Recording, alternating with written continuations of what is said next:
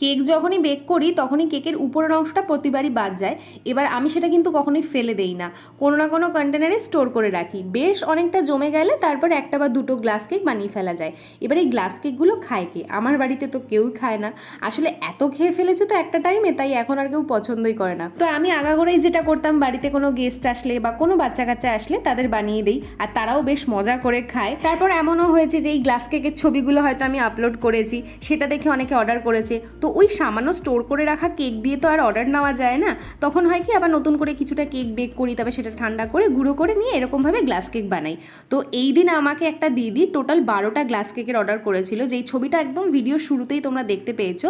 দিদিটা বিভিন্ন ফ্লেভারের glass cake মিলিয়ে মিশিয়ে নিয়েছিল। তো এই একটা ভিডিওর মধ্যে তো সবকটা ফ্লেভারের গ্লাস কেক বানিয়ে দেখানো সম্ভব নয়, জাস্ট এই চকলেট ফ্লেভারের গ্লাস কেকটাই আমি বানিয়ে দেখালাম, কারণ এটা আমার সব থেকে বেশি প্রিয়। তো ব্যাস, আজকের মতন এতটুকুই।